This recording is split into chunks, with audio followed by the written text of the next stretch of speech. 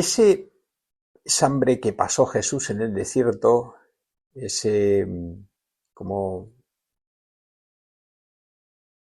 rostro ascético, ¿no? De sufrir, de entregarse, de ir hasta el final, eh, hay que los contrastes de los que hablamos al comienzo, ¿no? De la personalidad de Jesús se dan unos contrastes muy curiosos y muy llamativos, pero que nos dan perfilan mucho mejor esa personalidad de Jesús.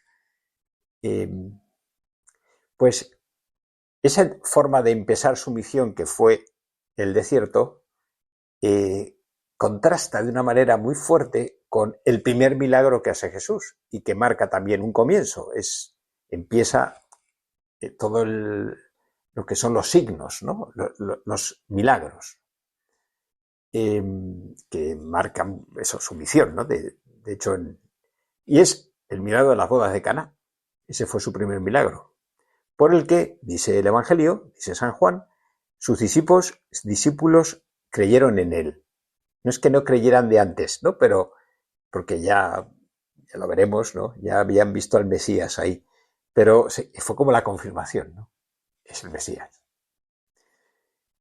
Bien, las bodas de Cana.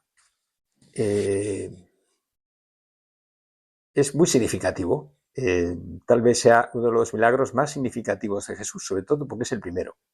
Es decir, es el milagro en el que Él se presenta. ¿Cuáles eran los milagros del Mesías? Tal como estaban profetizados. Pues se habla de ciegos que ven, sordos que oyen, mudos que hablan, paralíticos que andan, leprosos que quieran curados. Dice, vale, me suenan todos, ¿no? Son los milagros del Mesías, los milagros de Jesús. Pero en ningún momento se habla de convertir agua en vino. Es decir, la señal de que Jesús era el Mesías no era convertir agua en vino. Es más, de un punto de vista humano, es un milagro un poco arriesgado, ¿no? Unas bodas se han quedado sin vino. Las bodas en aquella época duraban varios días, un banquete y un baile y un continuado. El vino era elemento básico en la fiesta, era la clave de la fiesta. Se acabó el vino, es decir, han bebido más de la cuenta, o más de lo que estaba previsto que bebieran. Es un milagro como muy... Si tuviéramos un asesor de imagen, probablemente no recomendaría ese milagro como primer milagro. Si acaso después, pero primer milagro, porque es como muy arriesgado, podríamos decir, ¿no? Que van a entender.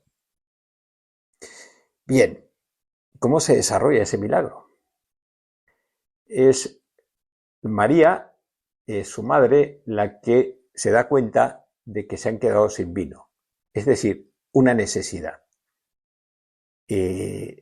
Un corazón maternal. Las madres en las bodas están como especialmente pendientes de los novios y de que todo salga bien. Se identifican con los novios de una manera especial, recuerdan sus propias bodas y se da cuenta, se han quedado sin vino. Y se dirige a Jesús de una manera muy sencilla. Aquí se ve muy bien la complicidad, la conexión que había entre Jesús y María, un entendimiento en el que sobran las palabras. O sea, con muy pocas palabras se dice todo. No tienen vino. Es la petición más sencilla que pueda haber. O sea, no hay forma de decir algo en menos palabras. No tienen vino. Y la respuesta de Jesús parece un poco muy drástica. ¿Y a ti y a mí qué nos va, mujer? Es una manera de traducir la expresión, pero bastante cercana, ¿no? ¿Y qué tenemos que ver con esto? tú y yo, ¿qué tenemos que ver con esto? Es decir, no es tu problema ni es mi problema. ¿Qué quieres que haga? Podríamos decir, ¿no? ¿Qué quieres que haga? Aún no ha llegado mi hora. Claro, la expresión hora o mi hora en boca de Jesús es su obediencia al Padre, es decir, lo que el Padre quiere en el momento en que lo quiere. Pues todavía no ha llegado mi hora, todavía no es el momento de hacer mi primer milagro, podríamos decir, o podríamos traducir. Y parece que ya no hay más que decir, ¿no? Ya está todo dicho. O parece que Jesús ha dicho la última palabra. No ha llegado mi hora, ¿qué quieres que haga? No puedo hacer nada. Ya está. Pero ella, que le conoce, que conoce su corazón, claro, Jesús no había hecho ningún milagro. O sea, ¿cómo sabía la Virgen que Jesús iba a hacer un milagro? Pues probablemente no lo sabría. Algo hará. Lo que pensaba era, algo hará. Se le ocurrirá algo. Pues él resuelve muchos problemas. No le estaba pidiendo un milagro. O al menos no parece que eso estuviera en la conciencia de la Virgen.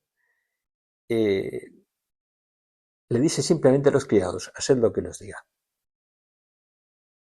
Dices, todo dicho, ¿no? Ya sé que harás algo. Porque te conozco y sé que harás algo. Y le facilita ese algo que pueda hacer. Pone a los criados a su disposición.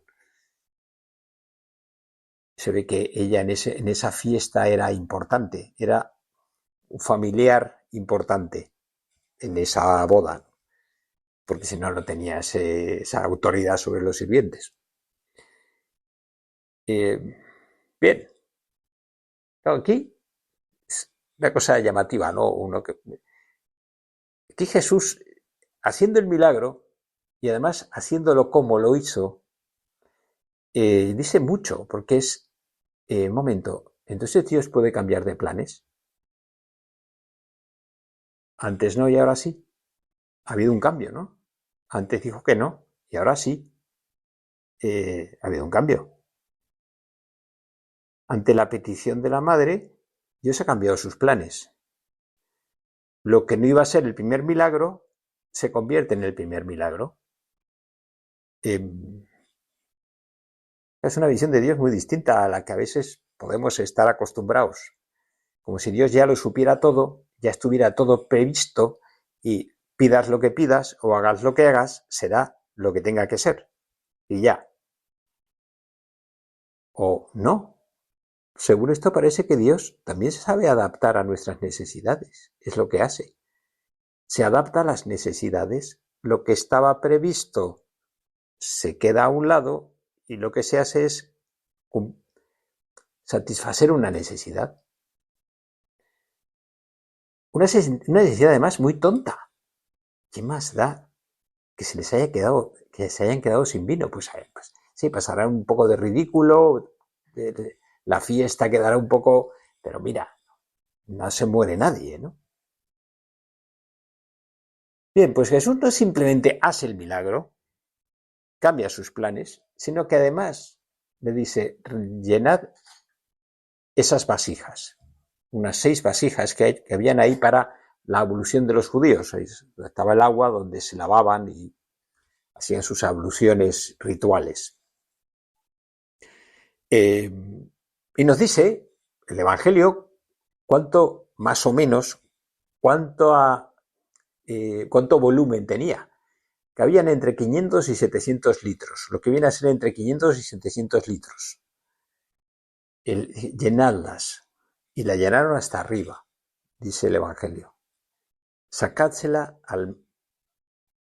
al maestro de ceremonias, ¿no? Al mayordomo, ¿no? Al que iba coordinando un poco la fiesta, que se dirige luego al novio diciéndole, la gente saca al final el vino malo, cuando ya la gente está bebida, tú has dejado para el final el vino bueno. Le viene como a recriminar su falta de sentido común. Es decir, Jesús pone sobre la mesa una cantidad de vino absolutamente desorbitada. Y además de vino bueno. Y dices, wow. Pero es como la multiplicación de los panes. O como la pesca milagrosa. Dices, te has pasado. Te has pasado varios pueblos. Pero ya, es que, ¿cómo se van a poner? No, es el Dios de Jesús, es un Dios risueño, ¿no? Es un Dios que se conmueve con las necesidades del ser humano, con las necesidades más básicas del ser humano. Y es un Dios que tiene como mucho sentido del humor, ¿no? Porque realmente dices, te has pasado, te has pasado. Esto es ya un poquito de risa, ¿no? Es un poco de broma.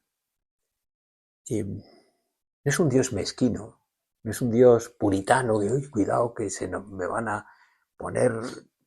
Es un Dios, pues, muy risueño. Y eso, ese milagro tan significativo, tan sorprendente, es el primer milagro. Y el primer milagro se da por la petición de su madre, por la compasión que sintió la Virgen por esos novios que van a quedar en ridículo. Y dices, wow, qué Dios más, sí, más bueno. Pues el hecho de que esté ese milagro fuera de programa, ¿no? Eh, Jesús le haya querido subrayar ese carácter, pues, gratuito, totalmente gratuito, porque sí, es que quería transmitir algo, ¿no? Y precisamente esto, ¿no? ¿Sí, no? Claro que Dios está pendiente de nuestras necesidades, claro que Dios cambia se adapta a nosotros, a nuestras decisiones, a nuestros problemas, a nuestras necesidades. Claro que está pendiente. No es una especie de Dios rígido que ya está todo previsto y te aguantas. No, no. Es un Dios cercano y un Dios que sabe convertir el agua en el mejor de los vinos.